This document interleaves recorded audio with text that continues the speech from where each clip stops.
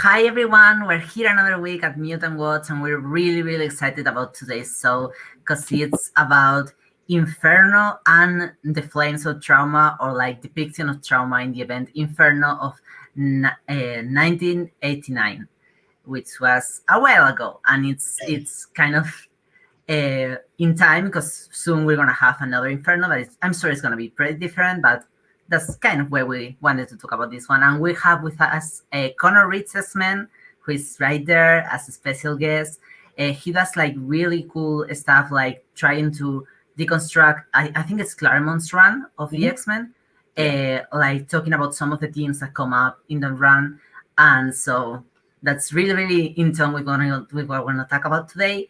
And as always, Gabriel's here, and Duna, and so let's rock it. This week on Mutant Watch.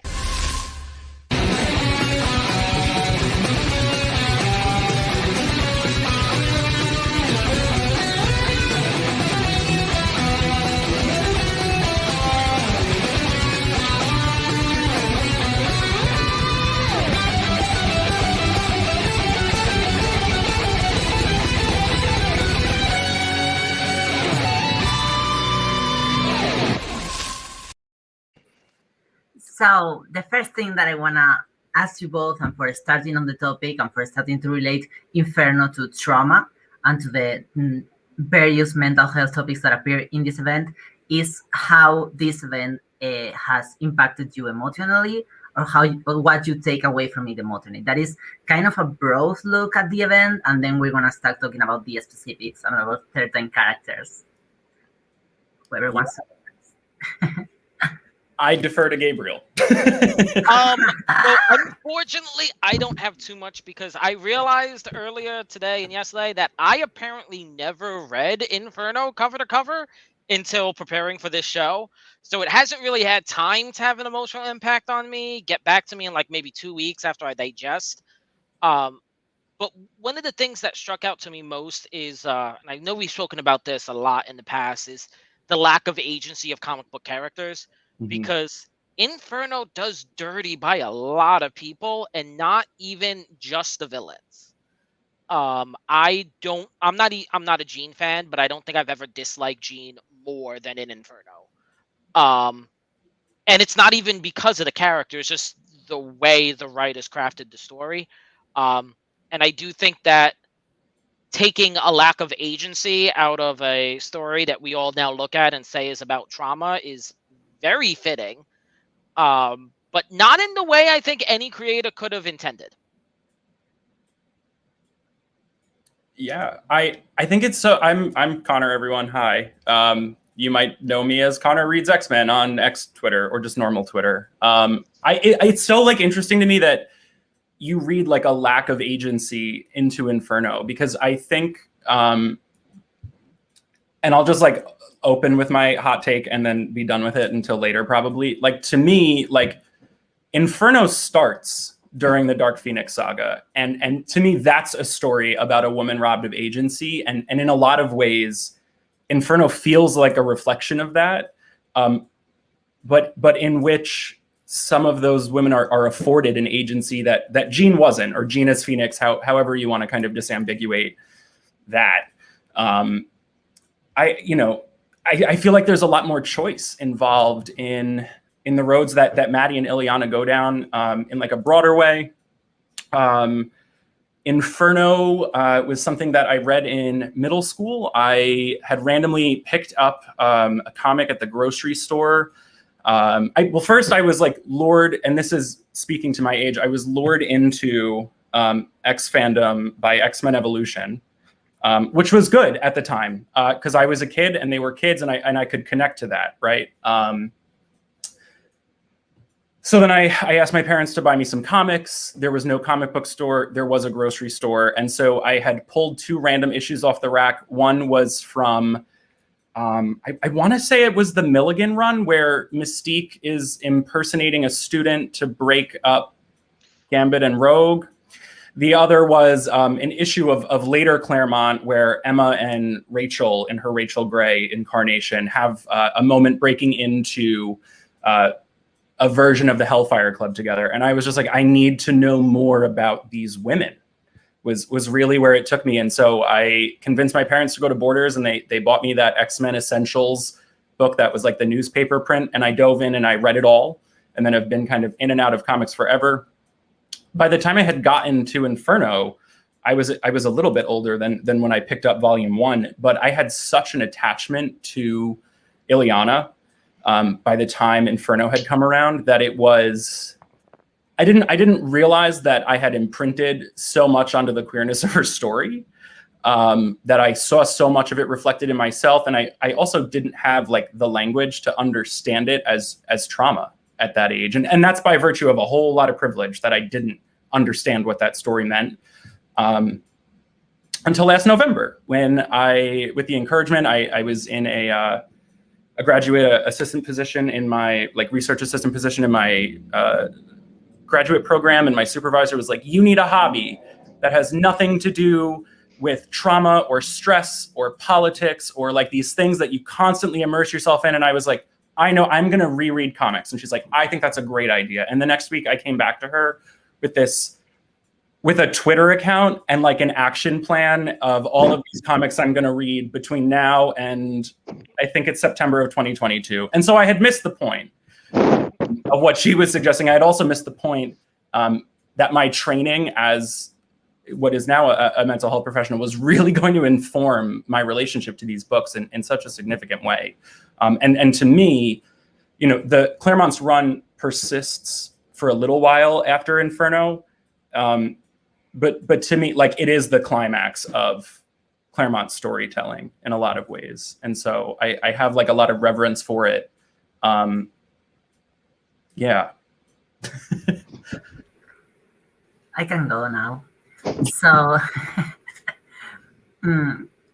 I want to say the first thing is I think I read this book, this one, and like the whole Inferno story, at least of the New Mutants part. I think I didn't read like the X Factor and Uncanny until much years later, but I bought this when I was 14, and those were like the first time that I really was like heavily touched and impressed by comics. And I felt like that with a lot of New Mutants comics, but Inferno was the point where I was like, this is touching something that I didn't think it was possible to like connect with, and it was like a lot for me. And I feel like I identify a lot with Illyana, and the story connects a lot with me emotionally because like I had a very big childhood trauma, some specific, some more general, but there's one big specific one that I always felt like connected with part of her story. And that when I arrived to this point of New Mutants and I read what was happening, I was like, I couldn't stop crying at the fact of like, well, this is like a spoiler, but for a comic that is 30 years old, but she saves herself, and that was like the main point of connection that I was like, I wish I could do that. And I was like obsessed with it. It's like what's made me go back and back again to this comic and make me like understand why that was so powerful for me. And I agree that this is like, for me, it's like the higher point of like all these years of both Chris Claremont and Louise Simonson like waving the storytelling of what they want to tell. It's like this moment in Inferno where this happens with Illyana is like a cathartic of a lot of the themes that have been running around. And maybe that's because she's like my favorite character in the world, because maybe I see things from like her point of what is happening with Illyana, and from the point of other characters, there's still a lot of things that haven't happened. I'm thinking of characters that are being in this event, like Richter, Boom Boom, etc. They are still like developing. They're not in the main point, but for me, the catharsis that gets in this issue is what goes me back to read it and reading again. And I think it's a comic that I have read more times in my life. So I'm very emotionally invested. And it has helped me a lot to deal with trauma, which I don't think is a thing that comics have to necessarily do, but it's great that they can do that. And so yeah, that would be mine. And I'm trying to like put this into the next question, we have like two main storylines in Inferno that deal with trauma, and those are the two transformations. They're literal physical transformations, demonic transformations, which is a thing that in itself is kind of in popular culture attached to trauma and to mental illness, the demons, the possessed children, etc. And that's Maddie to Goblin Queen and Illyana to Darkchylde. So what of the two you both want to talk about first? This is a difficult question because it's like a whole topic. I don't know. I feel like it's there's such a parallel to their stories, as separate as they are for the most part. I mean, you get a few call outs between the New Mutants Exterminators chunk of the story and then the Uncanny and X Factor chunk. They overlap a little bit, but not as much as those two columns do. But there's I really can't think of a more fitting setting for a trauma about story, a story about trauma than Hell. Like especially Hell in its Limbo iteration, where time is wonky and nonlinear, and like Illyana is literally experiences a traumatic flashback, but in real time, right? And so there's a cleverness in that setting choice. I also just want to say, like up front, before I get too in the weeds, if I do, like my training and my education as a professional does not like qualify me to tell you what like the right or wrong version of your story and your take on this is. Like if your experience with trauma and the things that we talk about is different than what I say, then like it's different, and like that's okay. And it's like important for me to say that up front. But I think I feel like we'll be able to go off for a long time about Illyana. So I feel like give Maddie her due and bring her up front. I think with the suggestion of like Inferno starts with the Dark Phoenix saga, which I know is like a stupid hot take, but like we have a story about women made the victim of sexual violence, instrumentalized by men for manipulation, for power, for control, and both of them turn evil. And like, what is the difference then between Maddie and Jean? And I think for me, the difference is that Maddie is afforded an agency that Jean doesn't have. Jean becomes the Dark Phoenix. For Maddie, there's an element of choice there. There is, I mean, we brought up before we went on, like the risk of like over literalizing hurt people, but she is very much like a patron saint of revenge, right? And I think the fact that she's given agency, like, I feel like what's understated about Inferno, and I feel like I can say this confidently as someone whose like entire presence on X Twitter is talking about Claremont, is that Simonson is a really big, if not, like I understand the two worked on the plot together, but script wise, Simonson put a lot of work into Inferno. I mean, across the four main titles, 3 out of 4 of them she was writing, and so there's. I think a really big difference is that there's a woman in the room in a way that wasn't she was a strong editorial voice for Claremont, but as a writer, I think there are things that are directly infused by that. And not to say that she's like this is literally the storyline where she fridges Candy Southern, but I definitely think it informs what makes Inferno different. I don't know. What do you think, Gabriel? Okay. So, and I will own that I very much read Inferno out of context. I do not have the backlog of reading that a lot of other people who come on the show do. So I do own that. But reading Inferno, I like how you said that for Maddie, it was a choice. And I don't see that. For Maddie, it was a lot of manipulation. It was a lot of people hitting her when she was vulnerable. It's like Scott opened up the wound and then the floodgates came in and everything. Yes, Maddie hit a line where, don't kill children. I feel like it's a good line not to cross. I feel like I hope that doesn't need to be said. But I also feel like it was just constantly her just getting pushed. even in the start of when Inferno officially starts, she is not going to kill her child. Not when it starts, at least. But she is pushed into this act that she needs power by can't pronounce the demon's name, but him. Nastir? Sure. I don't know. We're gonna go with this. So this Naz demon is pushing her into gaining more power and gaining more corruption. And then when she's on the precipice, then Sinister swoops in and pretty much tells her that she is nothing. She is nobody. And Maddie, up to this point, from my understanding, has already been dealing with this inferiority complex for this woman that she never met. And then to be told that she is literally nothing but the poor man's version of said person genetically. So she kind of goes off the ledge. And I think that attributing, yes, we all have our choices, but I feel like acknowledging the fact that she was guided into these choices by these men who had power over her, or male-like demons that had power over her. I feel like that's a part of the story that needs to be acknowledged. And when the story ends, Maddie's story essentially does end. Like, she pops up from time and time again, but it doesn't really... One, we never really know if it's really her. And two, it doesn't acknowledge what really brought her there. Doesn't acknowledge the manipulation, and her story ends with her dying a victim of manipulation. And I don't think that's spoken about enough.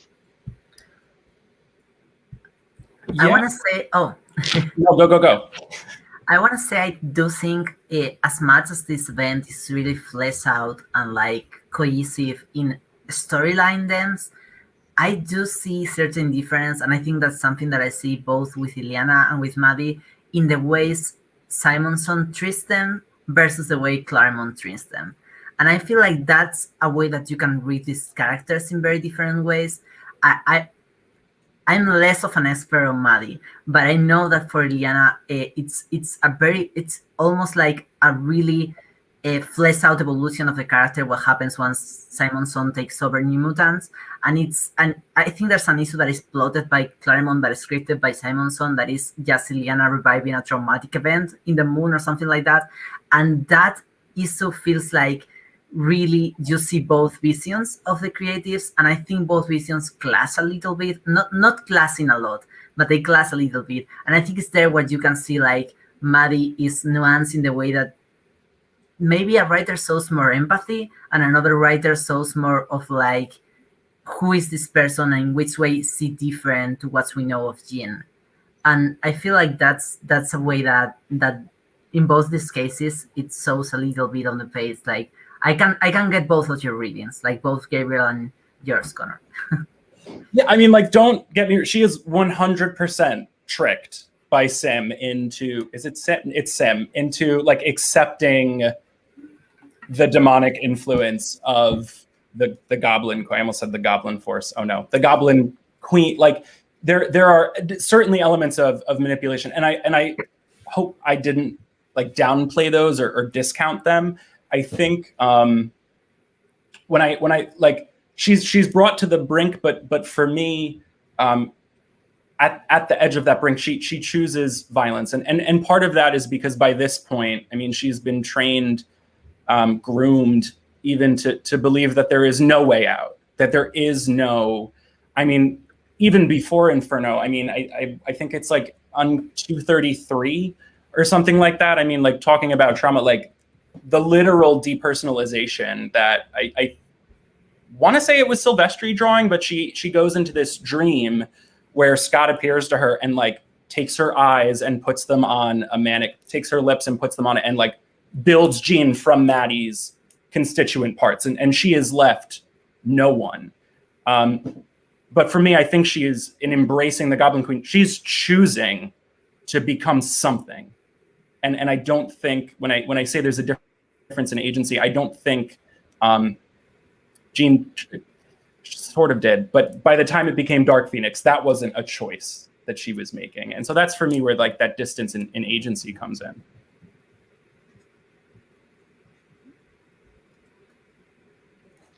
And I do think like she becomes the Goblin Queen, but even the Goblin Queen in and of itself, the way she talks about it, it's kind of about being a not person. Mm-hmm. And honestly, I can't say for sure how that fits into choice of creating an identity that's not an identity, and it kind of sticks me in this little bit of a circle that I can't really get my way out of. But I definitely do see the point that you're making, is that there was choices. Absolutely, I do agree. But I think that making choices and having agency can be two very distinctive things. And I think that somehow Maddie was making choices outside of her own agency. She was led to make those choices. And I do think that lack of agency, it does extend even outside of the manipulation that Maddie felt, even outside the manipulation that Illyana was going through. What stuck out most to me was the presence of Polaris throughout the whole comic. Mm-hmm. And how she is literally a prisoner of another woman who is also a prisoner of a man. And how neither Malice nor Polaris, and once more, I don't know the full context, but still don't have agency throughout Inferno. Yeah. No, for sure. It's fun. You know, I had read, the last thing I read before jumping on was that like last X Factor issue that's post immolating Sinister with optic blasts. I think it's number 40. It's like that last, we got to tie up the nanny and orphan maker plot. And even there, it's brought up where Nanny is, again, I mean, and again, like there's a difference between like being sympathetic or empathetic towards a character and believing they're right. Like very sympathetic to Maddie, do not murder children. Like very sympathetic to Nanny, do not steal children. But there's, the point is made even after Inferno ends that like, how many victims does Sinister have? How many women have been like instrumentalized to his ends? You know, she more so, Nanny was more a victim of the right, who preyed on her vulnerability as a mutant, which I think is like an important part of it. But you're right. I mean, like it's all there across every character. I think it's interesting also the thing you both talk about choice, because one thing that I think, because the story of Illyana and the story of Maddie in the comic run very separately, even if almost anything else in the event runs very together. Like everything crosses with everything, and for example, X-Terminators crosses a lot with New Mutants, and there's a lot of stuff going on together, but those two storylines run separately. Correct me if I'm wrong, but I think they don't see each other, like Illyana and Maddie in the comics. No. Like not once. They pretty much everybody interacts at some point with the exception of the two of them, which feels deliberate. Like that feels purposeful, because they have really this parallel story, and one goes left and one goes right. Yeah. And what do you like to kind of like muse about and like wonder what might have happened, like had these two survivors of these horrible things been able to find each other? Yes. Like would they have fallen into darkness together or risen from it together? I think is like a fun thing to speculate on. Yeah, and I think that really like fleshes out the thing about choice, because it's a story that is putting like, because as Maddie's story goes, I'm trying to talk all I can about Maddie's, so do not like, as Maddie's story goes, you get revealed more and more how much of her past was trauma when you didn't think it went that far. As for Illyana, you already know that all her life was trauma. So you are like understanding that about Maddie, but at the same time, Maddie is who's making the choices that are more harsh for us to comprehend and relate to, versus Illyana, who's making the choices that are easier to comprehend. So it kind of complicates the story a little bit, because at the beginning, you feel more comfortable, like not siding with Maddie. But as the story goes on, you feel more and more uncomfortable not showing empathy for Maddie. And I think that's an interesting like way of showing the story, because I think they pretty much on purpose wanted to show like two different distinct choices of these two people that arrive at very different places, but at the same time the relationship of the reader and Maddie, or the reader and Illyana, changes a lot through the event, and that's something that I think is very like curious about this thing about choice, because you at the beginning can understand their actions as choice, but as the story progresses, understands it more and more as it's difficult to make choices in the situation there are and under the manipulations that they run, and again it's literal demons like And I think to the point of demons, I think there's something really deliberate about, because both of their appearances throughout the story are a reflection of their level of corruption, their level of like, but throughout all of those transitions, I think of the scene in the Rainbow Room with Alex, which is itself like a fascinating dynamic, but where she's like changing into all of these different dresses and then eventually into the Goblin Queen outfit.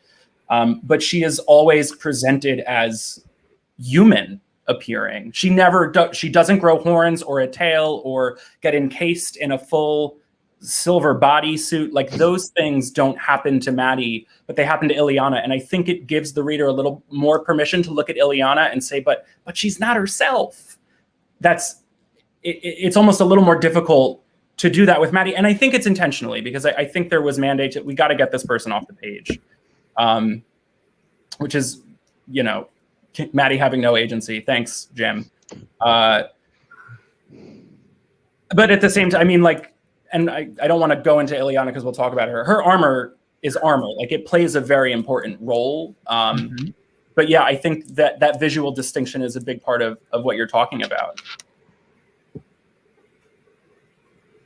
Yeah, I think we can like safely talk about Illyana if we want, because it's like I have one more thing I want to say about Maddie, but first, someone, Daniel Jackson Kale, did pop into the chat and state his opinion. So pretty much what he's saying is, I always kind of saw it as Phoenix, the entity, and Maddie doesn't feel like the person when she starts feeling, like you said, like a poor man's Jean Grey. Yet when she comes into her own identity, possibly an identity she might feel is forced on her, but she also makes it her own. The Phoenix Force has always felt the same way to me. It gets to experience being a person, and then when all the emotions become too much and it isn't playing Jean any longer, it comes into its own identity. And it does seem like he's going to go on more. So yeah, it feels like it's the first comment, or at least so. That's why I was waiting.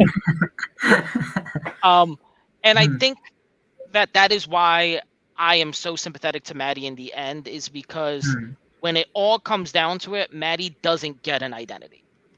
And in her further, as it keeps going with Maddie, she actually, to me, loses more of her identity as she goes on. She becomes part of Jean Grey, and Jean Grey inherits her memories, and it seems like an almost conscious effort to make Maddie as if she never existed. Now Cable is Jean's son and not Maddie's son.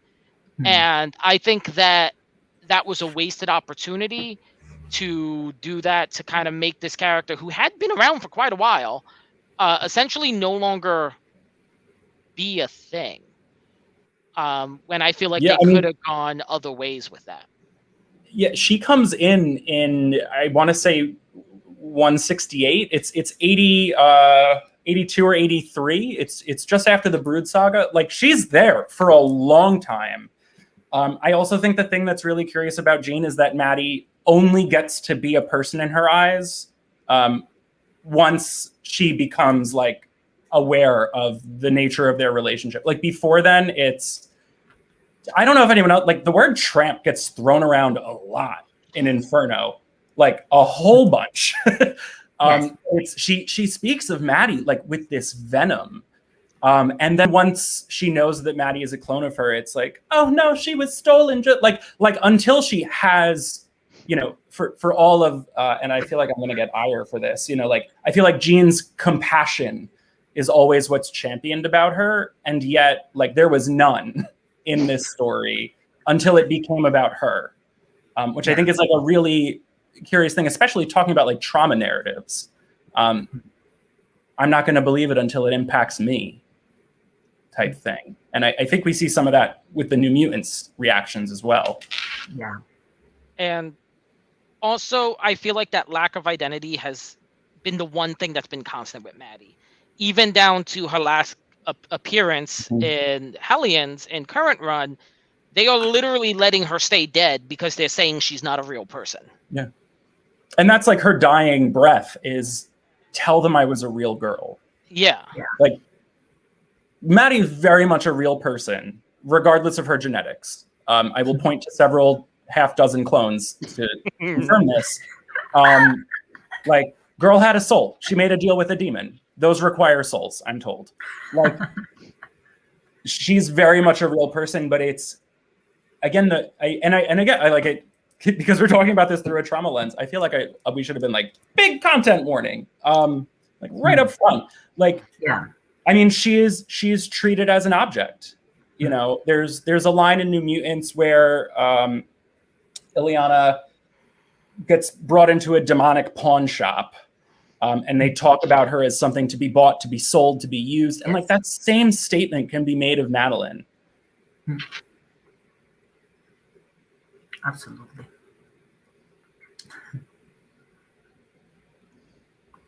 So I feel like, okay, we can talk about Illyana now. I'm really excited about this. Maybe I begin. I never begin in the questions, but maybe I begin with this one. So I think one of the greatest like things of this story is that from every symbolic thing that happens to Illyana, when Illyana feels like she's changing, the thing that she's changing to is a demon. And in the narrative of this story, the demons for Illyana are her abusers. So she begins to identify with her abusers, which is something that happens with people like processing trauma. It happens a lot. And that part of the story is like she thinks, and that this goes back to like a few New Mutant seasons before Inferno, she thinks she's gonna do the harm that was done to her when she was like 6 years old to her friends that are her same age. She thinks that she's gonna become something that is gonna harm her in the same way that she was harmed, which is like something that runs around Illyana pretty much since Simonson starts writing her. It's like a thing at the back of her head. And as those thoughts progress, it turns more and more demonic. And I feel like both that and the armor, which is like a like literal armor to protect her from like experiencing all the traumatizations she's experiencing in Inferno. Because like Inferno is literally like Limbo is this place where time doesn't happen, which feels very much like trauma. This place where time goes back and forth again and again, and you don't know exactly in what moment of your life you are. You don't know if you're in 2021 or in 22 or in 202. You don't know where you are. And that moment happens in Limbo a lot through Inferno, and that's when she finds herself in the moment that we assume is like her first abuse, which is at the hands of Sim, if I'm not wrong.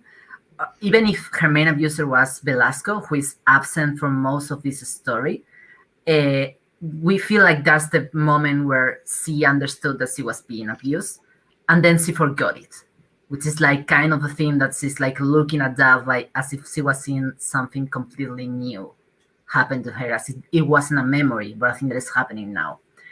And I think it's kind of really beautiful about this story and Illyana is that it uses a lot of tropes that I think were like really in the media at that moment, like demonic possession and like a lot of things that were related to both mental illness, which I feel like we have still a lot to like overcome regarding this mental illness, but in that moment it was all more even associated with demons, like kind of the movie The Exorcist. It uses this kind of visual language that has to do with that, and that is also associated with queerness and with a lot of other things, like the language of the demon, the depraved, the possessed, etc.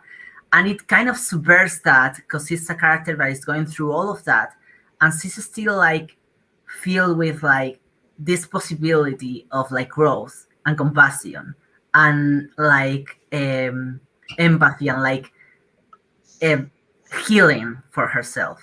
And that's kind of what happens at the end of the story. It's kind of sad that it happens in this magical way that it can't happen in real life, but it's also kind of super cathartic because like she's making a very conscious choice to like give herself a chance of living a life without that trauma, which you can read metaphorically as healing, even if it's not exactly that.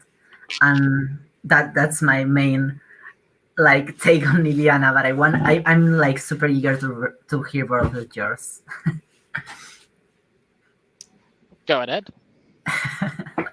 Okay. I mean, yeah, I think I mean and I love that you like are tying the weird 80s panic of like satanic ritualistic abuse. That was like not nearly as much of a thing as it was like portrayed to be, but I had never made that connection before, especially with the use of just that symbolism to kind of point towards childhood sexual abuse. I mean, I think the most devastating thing for me about Illyana is,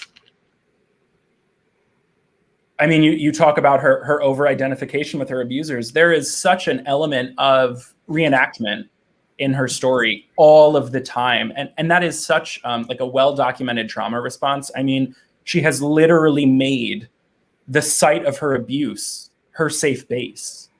You know, I mean, and that's not supposed to read as like this triumphant thing that like she's conquered Limbo. Like, no, it's where they're telling us she's still trapped in this place, even as she's gotten out of it. You know, the place that she returns to is always this place of hurt and this place of trauma, you know, like, and it's so like, I mean, to me, you know, I don't necessarily know that you have to read like CSA into her story, but I just, it's so clear to me. Yeah. Those with Sim, where he makes the comment about like, oh God, what is it? Sim doesn't like it when you don't smile for him. Like goosebumps. Even back like in the actual, in her limited series long before where we get this story. And it's, I think issue 2 opens with last year when I was 6 and still a child. Like there is so much that has been done to Illyana that is just devastating. And I don't know, I like, for me, I think the moment that like speaks to that reenactment, that was just like the most devastating piece of it. And I'm curious to almost like kind of try to find a way to bring it back to Maddie and how reenactment is part of her story. But with Illyana, there's that exchange with Nastir where he offers that he manipulates her into opening the portal from Limbo into Manhattan. And the New Mutants are like, Illyana, what the fuck? Why would you agree to that? And she goes, don't you see? He saved me. He loves me. And I was just like, oh, like, you know, it's so deep in it that even in the same breath that she's saying, Velasco groomed me, misled me, he pulled me here, he said he loved me, I was just a kid, she's still in it and still trapped in it. And there's just something so tragic about that, but so real. Yeah, I don't think you can read like Illyana's story as other way than child sexual abuse. Like that's I don't think there's another reading to make, because like it's not on the page. They're not gonna put explicit stuff on the page, but especially going back to her limited series is like how they dress her up, how, I mean, it's there in the way they express the things about how they talk about her, like the demons and stuff. And also it's particularly like point out that that of the years that she spends in Limbo, she doesn't remember most of them. Like that's a thing that happens in the story where Illyana is like 6 and then it's like 14, and most of these years doesn't appear in any comic or in her memories at all, because they're not there. They're simply gone. And I feel like that's okay. That's like a symptom that is very common of like surviving childhood sexual abuse. I mean, and sorry. Oh no, I was just gonna say that you said that it's not on the page, and yeah, they don't say the words, but Yeah. It's very much on the page, in my Yeah. opinion. The scene where Sim is literally dragging her into a Mhm. cave to punish her, it's there, and like I don't see how someone cannot be reading Yeah, that. same. I was starting to like be like very like they're not showing that explicitly, but it's Yeah. impossible to not read it. I feel Yeah. like it's impossible. I feel like it is as explicit as a Marvel comic with a regular rating could get. Yeah. Like Yes. I don't know of anything shy of saying the words or the actual act, which thank God they didn't, that it could Yeah. have been more on the page. Yeah, I mean, there's that moment where, as the New Mutants are watching their friend be abused, she kind of pulls Rain away, who is like the youngest member of the team, and says, like, Rain, this isn't something you should see. Like, Yes. that's definitely like, ugh. Like, Yeah, it's, I relate with that a lot. Because like it's something that you feel like other people can hurt other people, even if it hurts you. Like it you feel like overprotective of other people, like understanding or seeing that kind of stuff.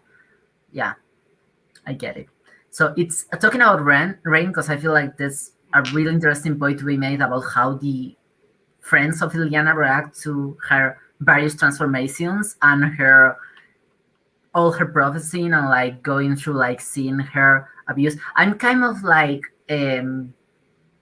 sad that we don't get to see Danielle Moonstar in that position, because like Danielle is in other place, like feeling the death of the 13 children and etc. Like she's away from this scene, but I feel like it's a really revealing scene in which Rain reacts to that and like kind of develops a lot of empathy for Illyana through understanding that they both share trauma. Some type of trauma, different type of trauma, but they both share that. And Rain kind of sees that explicitly. And Rain is a person that has been like really icky about Illyana for a while. The most of the team, maybe with Roberto, but the rest of the team are more like with her. And Rain has been very icky about Illyana. But when Rain sees what happens to Illyana as a child, she's like, kind of, how could I be icky when she has gone through something so similar to me? And it's not like that. It's not like one moment. It's gradual through the whole event. But I feel like that's a really sweet point, especially because like the end of the last issue ends with Rain hugging child Illyana and kind of saying that you have like a golden life ahead of you or something like that. Like, I'm gonna protect you. And it's weird, but it's also like really like comes from this place of I don't want anyone to go through this harm, and I'm from this place of understanding Illyana as someone that suffer harm and not as someone that is dangerous or icky, which I always kind of understood as Rain's own like insecurities with her queerness or stuff. I always understood that in that reaction to Illyana of I'm icky to her, and it's nice that they get to meet each other here. It's sad that it doesn't last more, but it's nice.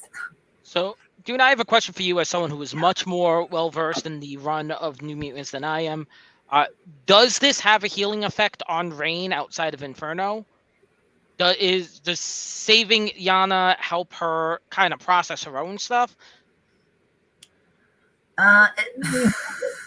For some issues, yes. Because I feel like that is what is missing the most to me if looking at Inferno in the view of trauma, is that there isn't any form of healing.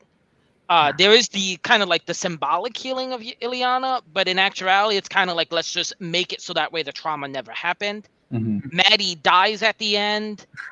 Polaris is still trapped. There's no resolution other than make it so that way it never happened. And I also do feel like there's kind of a bit of a morality that's placed down on it. And I understand that we're on Illyana and I keep bringing up Maddie, but that's the part that stuck out to me the most. But I'm the opposite for you guys. It's awesome. But I think that Illyana's whole story pretty much revolves around them trying to get her to act bad, to cause violence, to respond to her trauma in a bad way. And it is only when she responds to her trauma in a bad way that her consequences really start piling up. wherein Maddie, who had always reacted to her trauma in a bad way, gets very, very little empathy. Almost from the get-go, X Factor is telling Scott that they need to kill her.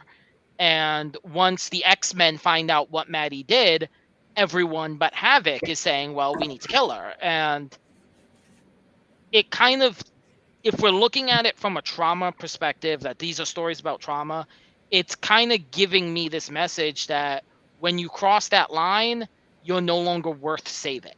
And for a lot of people who experience intense trauma, they cross that line pretty quickly, and then their trauma gets compounded because now they're no longer worth saving. And yes, I know that Illyana has done bad things prior to the start of Inferno, that she was responsible for the death of, or thinks she's responsible for the death of the X-Men who came save her. In the context of the story, she's very solid rooted in her morality, that the only time she causes violence, it's to a demonic chair. Yeah. I also and then think, she like, takes that as a sign of she's not worth being saved because she hurt a chair. Yeah, I also think, like, if you take the story very literal, like, it really, really works in that way that you just said. Like, it really, really works in that way. And I sometimes take both of these stories in a more metaphorical way, and that's why I also had the reading of, like, this could be healing, because putting as a, like, metaphorical or, like, painted a scenario of you imagining you save yourself as a child is something good, but it's not really something that you can, like, do literally. And when you put it literally, it really, really reads as a, like, kind of moral statement of her being good now and becoming pure, and that happens there. I almost wonder if, like, though, that resolution, if that's, like, a really harmful thing to reinforce it. Well, if only you had been able to save yourself as a child, and it's like, these are children, you know, and so in a way that it could be cathartic, I feel like it could be just as harmful. I mean, and this is, like, the problem with literalizing allegory. Like, the minute you know, in the wider, like, context of, like, the X-Men, like, the minute you put the mutant metaphor under scrutiny, it really starts to fall apart. And I think the same here with, like, I think you described it before, doing it as, like, magical, the resolution to her trauma. I think I want to like, bring it back to the kids' reaction. It's, like, so important to me that they see her as evil. I mean, like, Roberto is scared of her. Rain reviles her for the parts of herself that she sees in Illyana. But as she is literally sharing her trauma narrative with the New Mutants, she's walking them through Limbo, and, like, and this is where my brother died, and this is where I had to, you know, Cat had to kill Kurt because he was made a rapist by Limbo, and this is where she was made a cat. Like, she's recounting even that, and they see her as evil. Like, the entire, like, focus of their reaction is on what Illyana did. You killed the X-Men, and not at all about what was done to her. And I really feel like a lot of times survivors of trauma, where they develop these, like, maladaptive reactions, especially sexual trauma, right? Because that can turn into a lot of different things.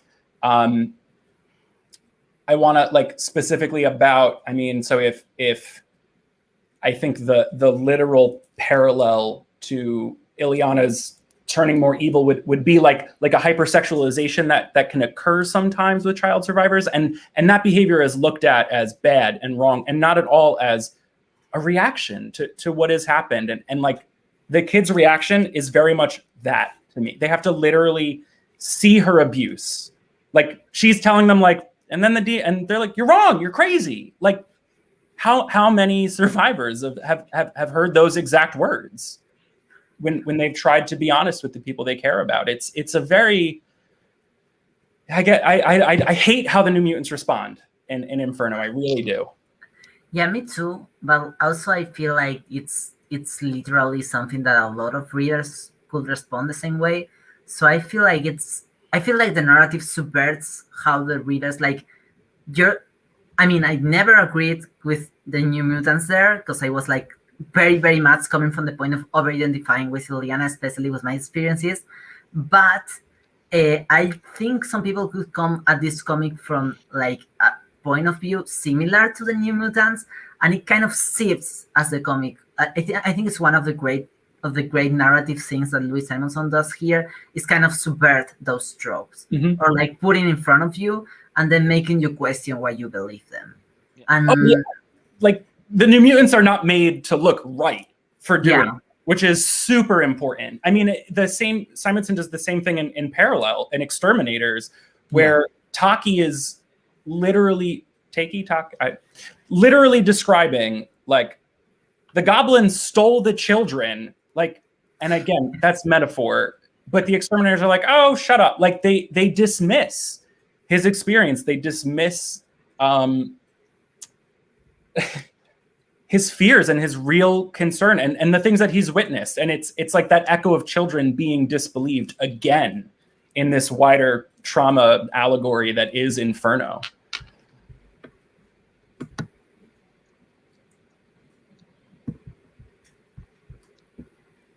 I'm like, absolutely. I'm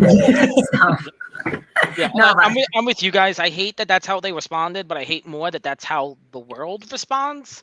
Yeah. And so it makes sense to be put in the comic, and it sucks that it needed to be. Yeah. There's just something about, I'm sure it's Rain who says it, but we need to save you. And at that point, when I read that, for me, it's not about like I finally have compassion and empathy for this girl I thought was the literal devil for the last 70 issues. It's like, oh, well now like my neglect is a problem. Like I need to like unburden my guilt that I'm now experiencing en masse all at once. We need to save you, because what does it say about me if we don't? To be fair with Rain, I feel like she's projecting over Illyana because she suffered like the whole thing with the priest. Like I feel like there's a lot of that there. I try to be fair with her. It's another parallel right back to what you were saying with Jean and Maddie, is that she had this view of you're the bad guy until she was able to relate to her, and then she needs to save her. Because she's relating to her, she is seeing herself in her in the same way that Jean. All of a sudden, Maddie was no longer a tramp when she found out that Maddie was Jean. Yeah. I mean, and like, what is like the wider X-Men universe, especially during this time, like if not a condemnation of like failing to care for people you don't identify with or don't understand. And this is just the corner of that universe that Inferno occupies, I think. So now that we're talking about like the wider picture, I really wanted to bring something that I think is very like why this event feels so much about trauma, is that most humans or people that don't have superpowers or etc. don't react to this at all. It doesn't happen to them. Like if you take into account the things that happen in the pages, there's like a lot of people that go on with your lives. Like I remember in Exterminators, there's like a bus that is like driving with some demons, and there's some people inside the bus that are just going somewhere, sitting in their seats in their bus.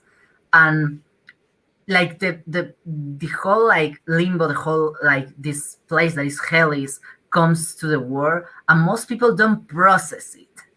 It doesn't change them at all. And I feel like it's something that goes through this event again and again. And it's really, really curious for me that the resolution to Inferno is that after all the things done, everybody forgets that has happened. Both the people that didn't react, the people that react, the people that turn into demons, everybody forgets completely that it's happened, which is something that usually happens a lot with trauma. And it's like the problem of why it's difficult to bring it up. It's like there's a lot of like amnesia attached to it. And I feel like it's very clever that the amnesia and the numbness and the dissociation of this thing is not only in the characters, it's in the environment, it's in the secondary characters, it's in the people that drive the bus. And I don't know, I think that's a really good point of like trying to put you into this perspective and why Inferno is about trauma. Yeah, I mean, I'm sorry. Okay, no, go ahead. there's like literally a panel where there are two, I want to say they're both men. I can't recall, like walking to work, like as the Inferno is happening. And the guy's just like, oh, that's pretty weird, Manhattan. He's like going to work, and the other guy is a sheep and like Boz. And so I think there's an element of it that is about dissociation and an amnesiac response to trauma and that purposeful repression.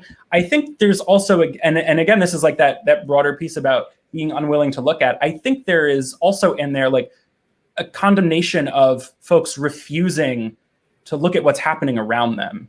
Yeah. Like for me, like the symbolism of like the sheep as overwrought as it is and overplayed as it is, like is there, it's like, no, they're deciding to not pay attention to literal hell on earth unfolding around them. They have more important things to do. Like Yep. So it's like both. I completely agree. Like, I think there is a level of that kind of rationalization that happens because people don't want to believe. Because looking at trauma, even when it's not your own trauma, is painful, and it can be, well, traumatic. Yeah. And so their way of dealing with it, their way of coping with it, is just not looking. And like you said, it's literal hell on earth, so it is so much more sensationalized, and should be really hard to realize that your buddy is a sheep, that you should see that. But there's kind of that investment in not wanting to, and not wanting to see the problems, not wanting to see the abuse that's going on around you, because to see abuse that you may be complicit in is ego damaging for a person. And then they need to take a look at what their role was in allowing hell to literally break free on Earth. And I do want to go, because I do know Inferno touches base on a couple of comics outside of the X world. Not many. I think it's just like Daredevil and Spider-Man or something. And the devil fights a vacuum cleaner. He does. And I would like to see how they handle Inferno. If there is something clear about their choice to see what's going on around them, as opposed to the everyday person just to be chill about it. I think all the heroes are kind of affected by it. Like, if you're like a main character, the thing touches you. So if you ignore someone else's trauma, you are officially an NPC. Don't do it. Yeah.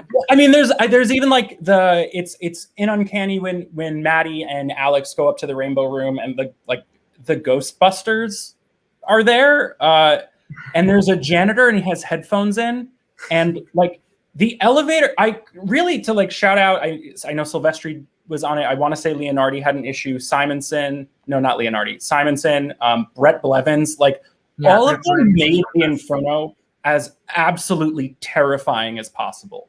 Yes. Like, it is a nightmare place. Like, blood pours out of the elevator, which is like the project I'm like reading through, Mutant Massacre, right now, which is like conspicuously absent any blood. But Inferno is like overflowing with it. It literally starts with a family complete with like 3 small children getting eaten by an elevator. That is how you start, is murdering children. Yes.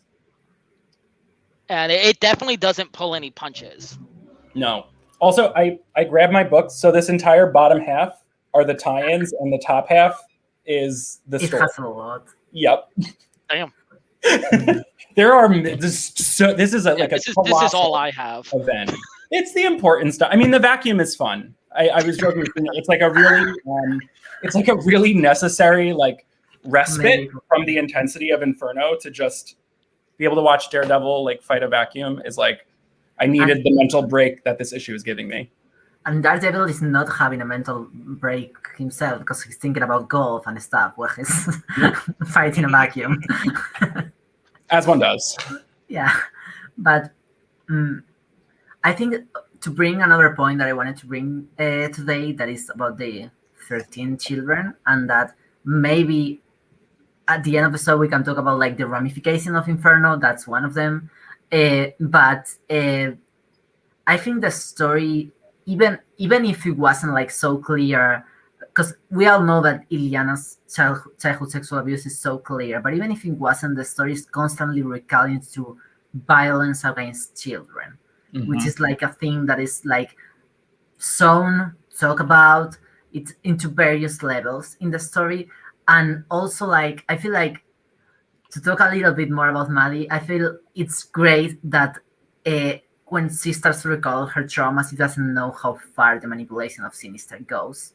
I feel like that's a really, really clever point of the story, because it's like showing that kind of like that kind of abuse is like so normalized that you don't normally think about it in your life. Like, you could have gone through it and don't remember and don't think about it ever, which is like, because society is not prepared to deal with that, because it covers it. And I feel like that's one of the main themes of Inferno, and that's why there's so much of like, we have to get certain children, and we have to like those are not like random decisions for me. They're like very much on purpose to bring the theme of how these things are not talking about. And I feel like that's one thing that they try to get across with Inferno. I that's what I feel. To kind of, like you said, it seems like things are intentional, and the thing that makes Maddie realize she is Jean and makes Jean realize that Maddie is Jean is their memory of a child dying. Yeah. That becomes their like connecting factor. That is how Maddie finds out that she's not a real person, is remembering the death of Annie. Mm-hmm. Her foundational memory is childhood trauma. Like, you know, I think the 13 babies pass hands in Inferno like no less than 4 times between Nastir, the Naz demon, Sim, Maddie, who I'm like always reluctant to call. Like, when I think of the villains of Inferno, I think of Nastir, Sim, and Sinister. Like, Maddie is not. Yeah, no. I don't see her as an antagonist of Inferno. She does bad things. Not the antagonist of Inferno, but like as those babies pass it, like my takeaway, and I think the piece about like violence against children is so present in this. Like, I feel like it's important to contextual. Like, first federal law against child abuse was like only passed in 1974. Like, that's in recent history of our lifetimes, but like also recent history of Inferno. Like, that's only 15 years have passed. I mean, Charles Xavier had made several child soldiers before that law ever passed. Like, there's... And after continued to do it with impunity. The entire mission statement of New Mutants. But those... like, I think sometimes comics, because they want to live in this idealistic, more perfect world where like the great evil is destroyed and then it's destroyed. Like, the connection to that would be like, so Illyana has overcome Limbo. Maddie, in a way, you know, much like Jean sacrificed herself on the moon, like Maddie ultimately, you know, takes her own life as well. But it's like even the Nastir is gone, Sim is gone, Sinister, we think, is gone. So like,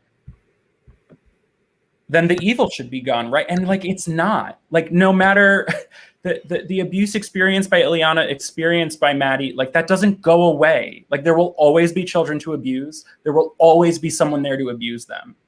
Like, I think it's really purposefully like pointed that immediately after X Factor surrenders the babies to the United States government, like, and like stuff later in the run, like, we learn that they've been taken by the government to be raised in Limbo. Yeah. Like, it happens again, like, no matter, like, one story overcoming trauma, like, should not be reason enough to believe that trauma, that abuse, that these things are gone. And I think it's really important that Inferno doesn't let it just be gone. Like, there are so many scenes where the X-Men are talking about, but the Inferno's over. Why do we still look like this? Because, like, if the point of Inferno is trauma, like, trauma doesn't leave. And I think they made, like, purposely, like, I'm not sure because I was, like, years after, but, like, every character that goes through some shit in this, like, it's affected them in some way, to the point with child Illyana dies very, very young, or something totally unrelated. But it's like, this is not like, it's not like they get letting this character like grow old and become like a non-traumatized Illyana. That doesn't happen. And No, they I'm kill. glad about that because I feel like I like more this story as a metaphor than as a literal, like, now we have an untraumatized Illyana, because I would be like, then who am I identifying with? No, they kill her with mutant aids. Yeah. Well-crafted allegory. That's not at all any form of trauma. Oh God. And I mean, and they go right for the reader. Like, you remember that little girl? You loved her? We're gonna kill her first. It's like very manipulative of the writers of the time to do that. But yeah, it's, you know, she does the original the triptych advertisements that like Marvel just kind of recreated for the upcoming Inferno event, which shockingly seems also grounded in queer trauma. But those triptychs, I mean, there's the one of it's Illyana Magic Darkchylde, and it says this isn't a happy ending. Yeah. Or no one promised a happy ending. Like, it's like Illyana doesn't get a happy ending. Not the Illyana we've come to love and understand since she first, came out of Limbo 14 and way back in number 160. Yeah. Someone pointed out in the comments that apparently the laws regarding child abuse came from a law regarding mistreatment of animals, because they realized there was no law to protect children. I suppose in like, so that's something. I feel like the writers of this, like both Louise Simonson and Chris Claremont, were like kind of concerned with this. I feel like there's no way you can write this story and don't be concerned with child abuse, because it's like so there. Yeah. So, the thing I've always found like distressing too about Claremont's response, years later he had done like an AMA on Reddit, and someone had commented that their favorite character was Illyana, and his response was like, but why would you? She's evil. Yeah. What? I mean, and so like I prefer our reading of Illyana personally. I have always maintained that my favorite Illyana is Simonson's, and Simonson's mostly, which is not a lot of pieces of Illyana I love, but I love her a lot. But I feel like Claremont was onto something really important, but he was not like willing to take the extra mile to like understand the experience from like the perspective that it needed to. Like, he put the X on the ground, and then someone else came to like fully flesh that. And I feel like that's what happened. That's why her story works so well. Because like, if you gave me only the first mini, and then you don't give me Inferno, the first mini is way much cruel with her, and without really any empathy from another character. She's just suffering and suffering and suffering. Yeah, I mean, she is alone in her misery. Yeah. For half of that series. Like, So yeah. And to talk about, like, we were talking about the ramifications of Inferno, if you all want to talk about a little bit of that, of what happened after, I prefer the original material to almost anything that happened after, but I think, for example, the example of the 13 children is really interesting, because what you said, Connor, about like them being used for experiments, and then the trauma they have to go through, I feel that that's really the main story, that New Mutants Volume 3, that really like kind of talk about that, like had some relationship to Inferno. The other things that have come out of it, for now, I don't see it. So what I will say about the stuff that comes after Inferno, and this may just be on me and just not being able to grasp it, I, to this day, have no idea how any version of Illyana or any version of Maddie relates back to those two who are now gone. Nobody has any idea. It confuses. I could have sworn, I'm not even exaggerating, for like a solid decade after Illyana came back, I could have sworn that was not Illyana, and they told us that was not Illyana. But apparently it is Illyana, but also not Illyana. And I feel like no one has been able to pull together a really coherent story about either of these characters that relates back to their past. So I kind of have to see any Illyana or Maddie that showed up after this as a whole separate character, because I can't comprehend how they connect. I mean, Maddie, more often than not, is a whole separate character. She was briefly a psychic imprint, and then she was like also Jean Grey from an alternate reality pretending to be Maddie. It gets real weird in I think it's the X-Men, faction run. It also gets real weird in X-Men, but that's just the 90s. I think though with Illyana, and for me, it's definitely just that like the projective identification. I just love her so much that I'm like, that's Illyana. I mean, and so like it's like the minute you think too hard about it, it hurts. And it's just like, she was recreated from her constituent parts in Limbo, and then she fought to reclaim elements of her soul. That is the story I choose to believe. It is enough of Illyana that she, the people around her respond to her as Illyana. Like, Piotr still calls her Snowflake. Like, Kitty, now Kate, like, still embraces her. Like, there's still... So there is Illyana there. And I think it's important that years later, she is still doing the work of reclaiming herself. Like, that is an active part of her story, anytime she's heavily featured. And then the other big piece is as a protector.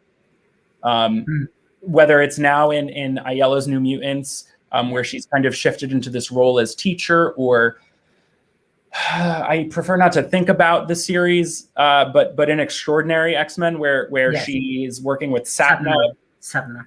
There is a real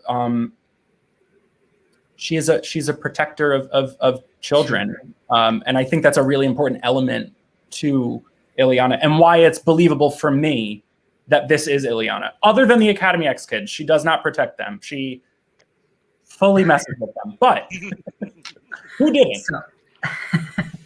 So I gotta say, for giving a completely different vision of this to Gabriel, I feel like you have to have a lot of cognitive dissonance to like believe all those Illyana are the same people.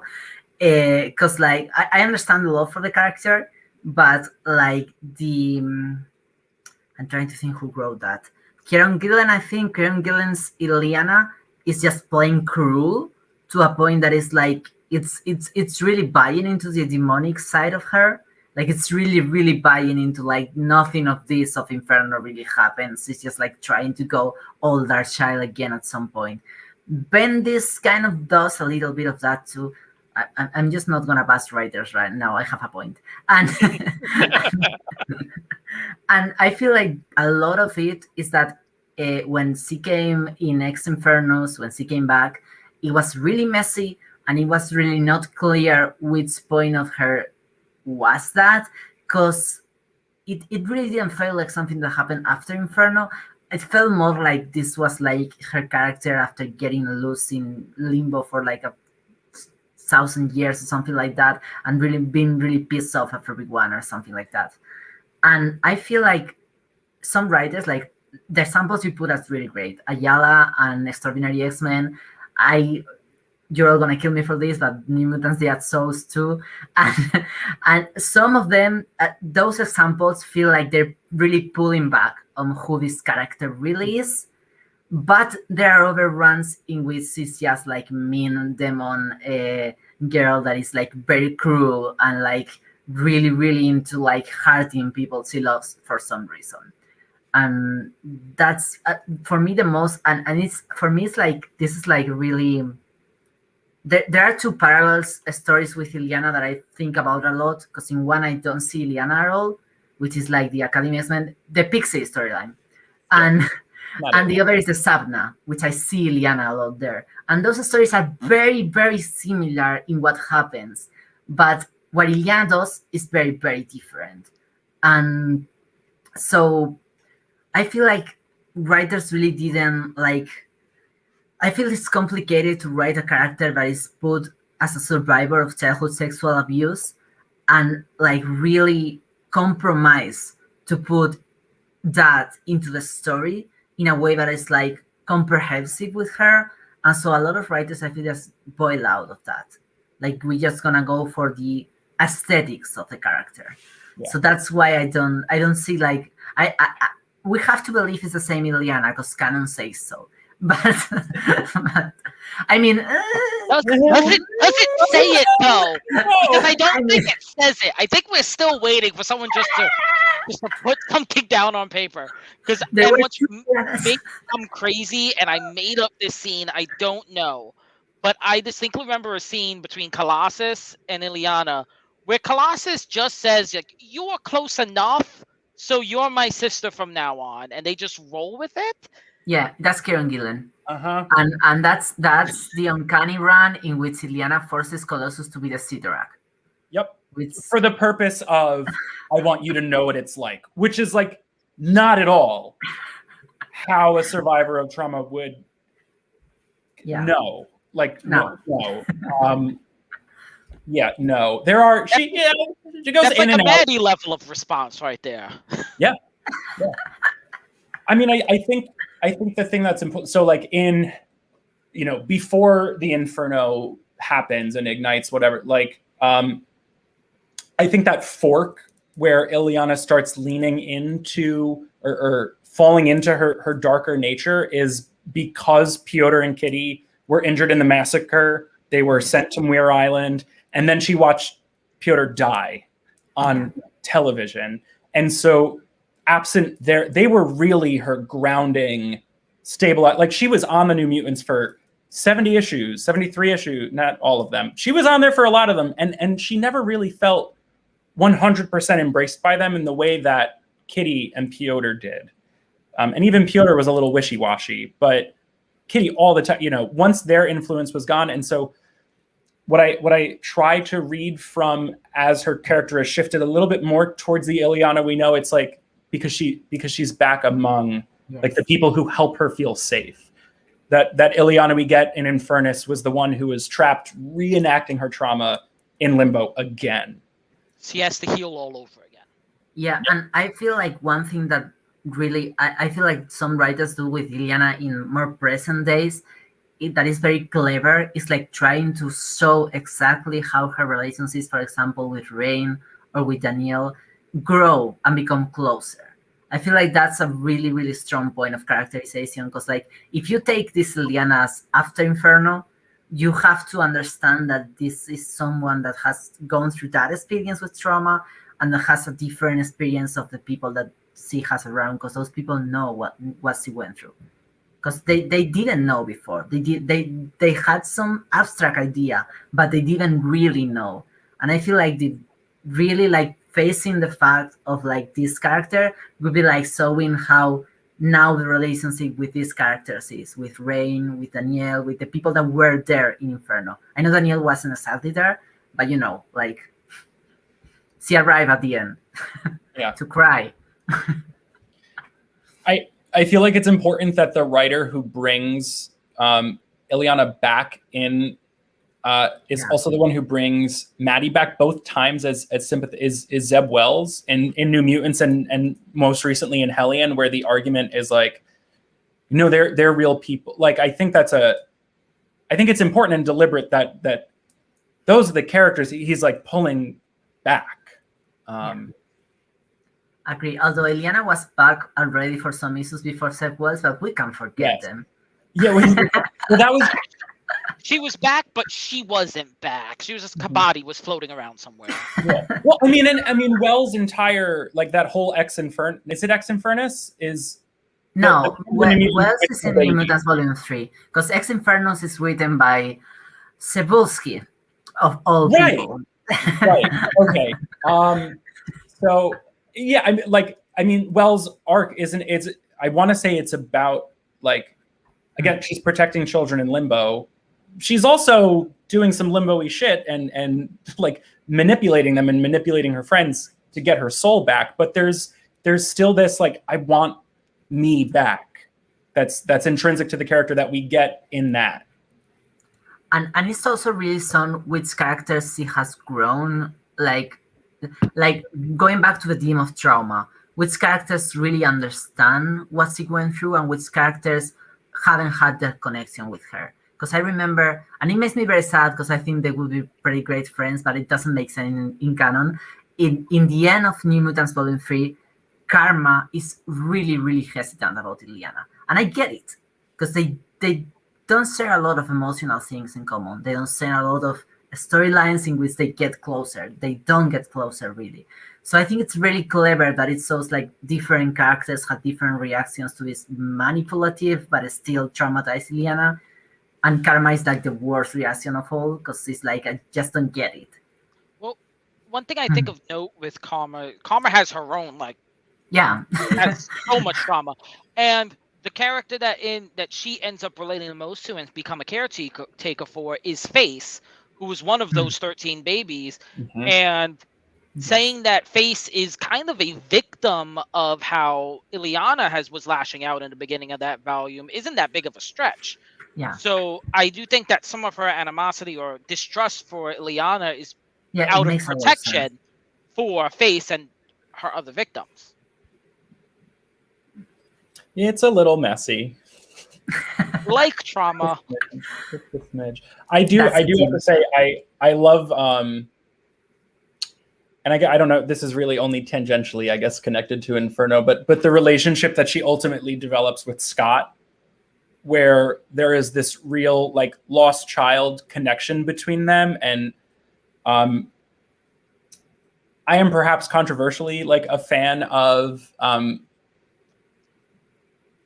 the part of the last, not the most recent volume of Uncanny, Bendis's Prior, where their relationship gets a lot of time, and he like goes and he listens to her, and I love that relationship because it just makes so much sense to me, and especially with Scott's proximity to the Inferno, like in terms of the main players of Inferno, by that point in time, like they're the two survivors of it.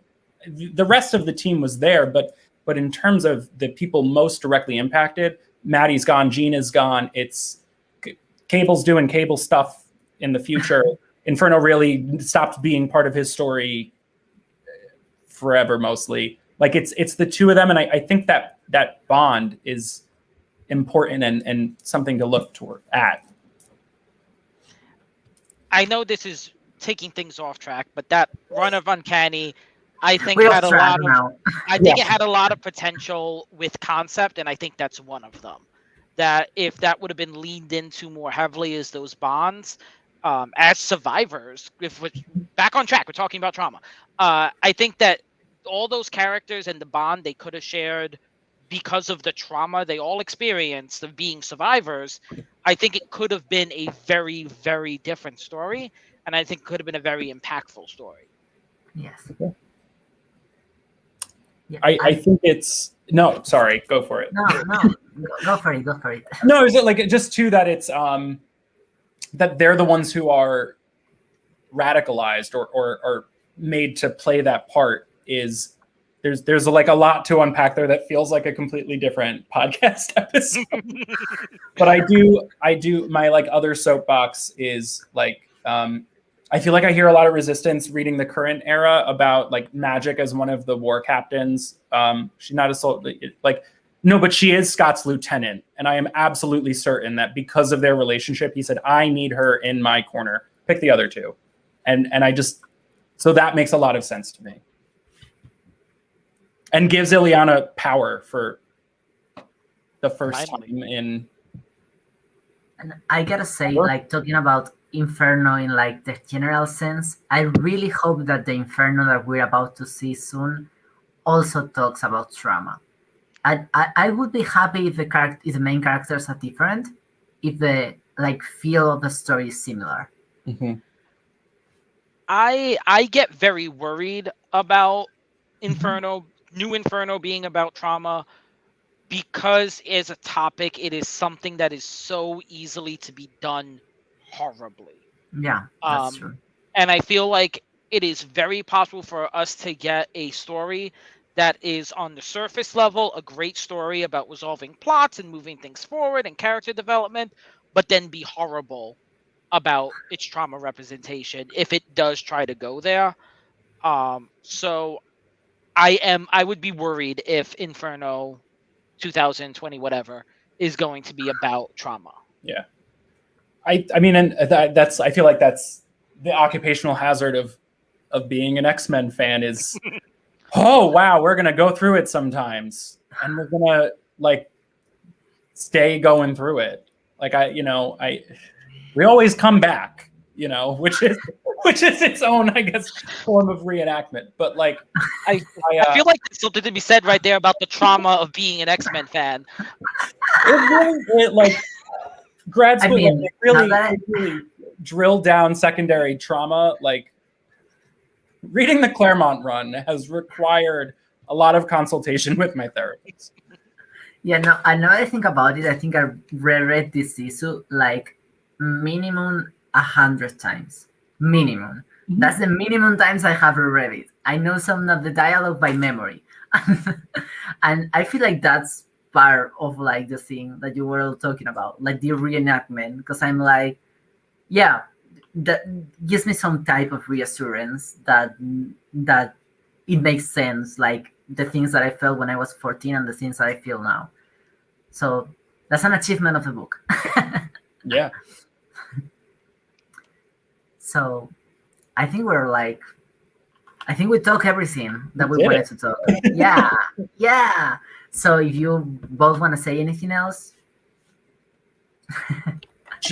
I guess really thank you both for having me on. I literally love talking about the Claremont run. I love talking about the themes that sometimes it approaches gracefully and other times it does not, from the perspective of a social worker and through a lens of social justice, is like so important to me as a person. And I really think if you haven't read the run, there's like a really like rich history of this fandom and of a lot of its lore therein, and a lot of what makes mutants comes from that. It's like a real foundational text. And if you want to read a really good Illyana story that is not canon but still really good and really approaches her trauma in a beautiful way, What If Magic Was the Sorcerer Supreme?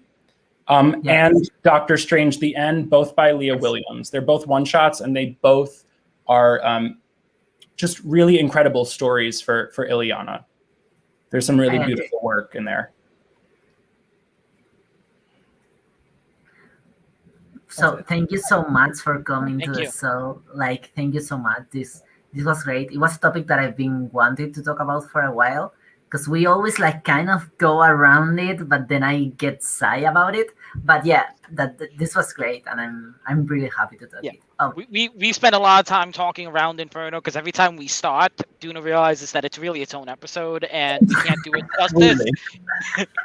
So today it was not really justice. So at least from now on, we can always just reference back to this episode when we skirt around Inferno. Just go look at like Inferno is such its own thing. Like my issue a day formula on the project, it's going to take me a month. The entire month of February is Inferno month. Like it's a lot. There's a lot of Inferno.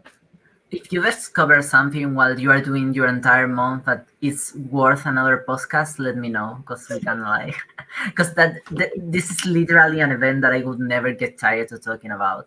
Because this is like my childhood is like this book. But can we come back post 2021 Inferno and see? Yeah. Sorry, I probably should let Duna answer that one, but yes. Okay, I'll see you guys in a few months. Cool. There you go. Okay, so thank you so much for real. This was like really beautiful, and thank you for everyone that came to leave comments and came to watch, and see you soon enough, I guess.